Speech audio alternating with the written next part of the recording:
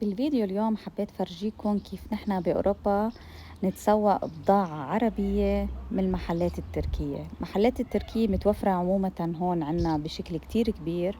بالمناطق الكبيرة بنلاقي سوبر ماركت تركية بتوفرنا أشياء نحن هون نفقدها، مثل هيك البامية العربية الأصيلة، مثل السلق، مثل النعنعة، البقدونس، الخضروات اللي هيك، يعني الخس العربي مش الخس الأجنبي.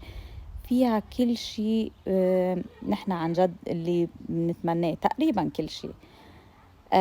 مثل هيك بصل كبير، خرج محاشي، خرج دولمة. فهيك بتجينا الخضرة، وهيدي الخضرة أغلبيتها مستوردة، بتكون جاي من إيطاليا، من تركيا.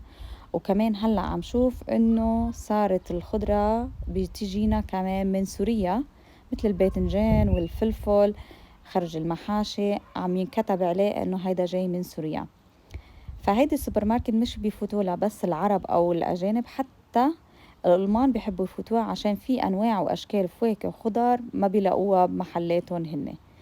مش بس عندهم فواكه، كمان عندهم سكاكين. ليكوا هدول السكاكين كتير مناح. أنا شخصيا دايما كل ما بروح بسناولي كم وحدة، بحبهم وحادين وفرمتهم، يعني عن جد بيقصوا قص. ليكوا هلأ مش بس الفواكه وخضروات، لا حتى منتجات يعني من شرق الأوسط ما بنلاقيها بالسوبر ماركت العادية الألمانية، بنلاقيها هونيك. عشان هيك المحلات الأتراك كتير مرغوبين، يعني حتى محلات السورية هي تقريبا نفس البضاعة.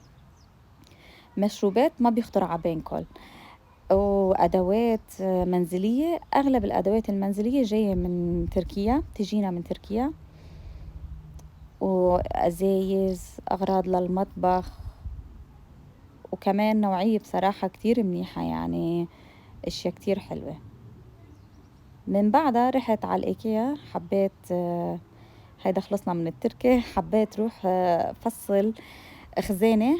عندي مطرح ناقصني فيه خزانة، فقلت روح فصل المطرح. طبعا الإيكيا كتير تغيرت وتغير أسعارها. قبل كورونا كانت أسعار إيكيا كتير شي حلو بسيط، والكل يعني بسهولة واحد يشتري الأشياء. هلأ لأ، مبين يعني بكل وضوح إنه أسعار الإيكيا ارتفعت، يعني مثل المحلات العادية. فبس برضو أنا إيكيا بحبها، بحس فيها هيك قطع بتسلي بتشوق واحد يتفرج عليها. من بعد هيدا التسوق والإيكيا والبرمة بالإيكيا، تعرفوا قد إيه طويلة، رحنا تغدينا اليوم بمطعم تركي، وهيدا أطيب مطعم موجود عنا هون بالمدينة. يعني أول شي مقبلات كتير طيبة للتغميس، الشوربة شي بياخد العقل.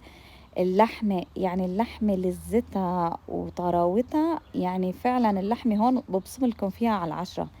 كتير إلها نكهة. أول شي بيشوها على الفحم، فنكهة الفحم بتلاقيها بكل مكان، شي بياخد العقل عن جد. ومن بعدها نختمها الفيديو بالحلو التركي، وإن شاء الله بلقاكم فيديو جديد.